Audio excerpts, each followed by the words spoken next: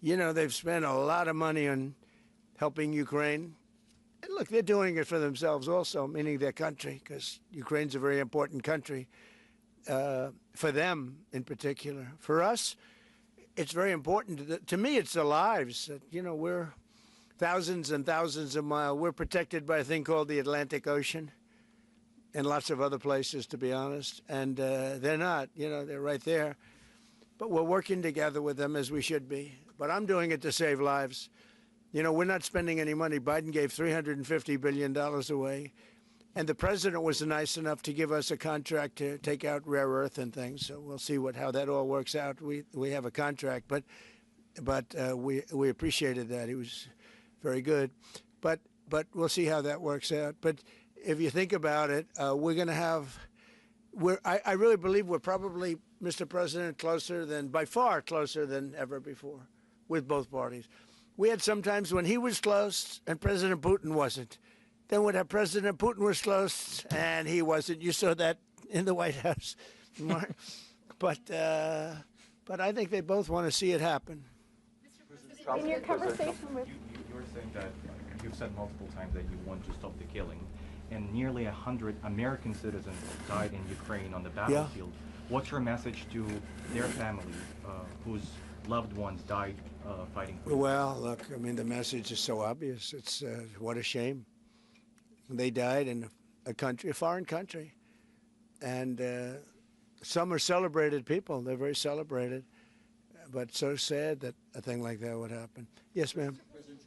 Obviously, security is a major issue for the Ukrainians. Right. Did you offer any promises, any assurances today? Well, I did. We want to work with Europe, and Europe is going to take over a big part of it, as you can imagine. You know, they're right there.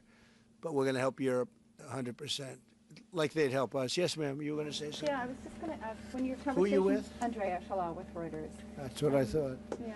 So in your conversation with President Putin, did you discuss what responsibility Russia will have for any kind of reconstruction of Ukraine post an agreement? I did. They're going to be helping. Russia's going to be helping.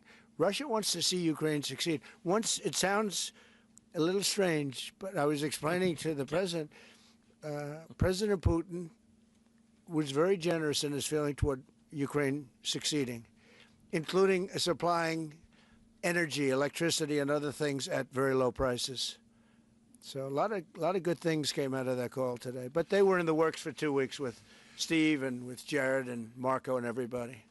Did Russia agree, or did Putin agree to a ceasefire to allow a referendum to take place? Not a ceasefire, and that's one of the points that we're working on right now. No, not a ceasefire. He feels that, look, you know, they're fighting and to stop, and then if they have to start again, which is a possibility, he doesn't want to be in that position. I understand that position. The president feels strongly about that or something, but I think we're finding ways that we can get around that. But I understand President Putin from that standpoint. You know, you have to understand the other side.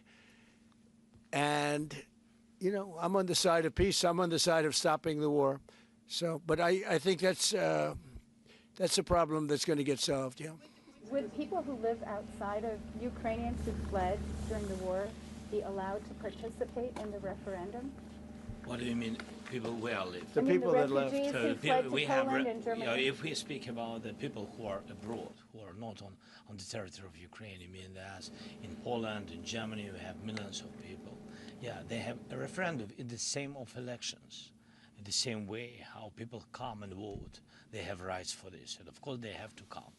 That's why if we will come to referendum, yes, if we will come to such decision, people need infrastructure for this, and it's not simple, and that's why we spoke about it. It can't be in one day, very quickly.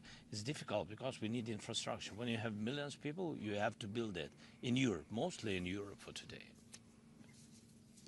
President Trump, I know you sound an optimistic note here, but what happens in a few weeks if things sputter? What are you prepared to do? They keep fighting, and they keep dying. No good.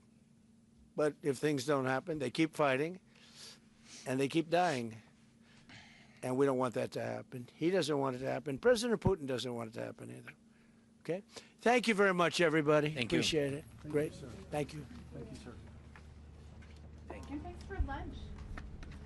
I don't know. Was it a good lunch? Yes, sir. There's no lunch. He walked in, he said, this place is gorgeous. I don't think he wants to go to the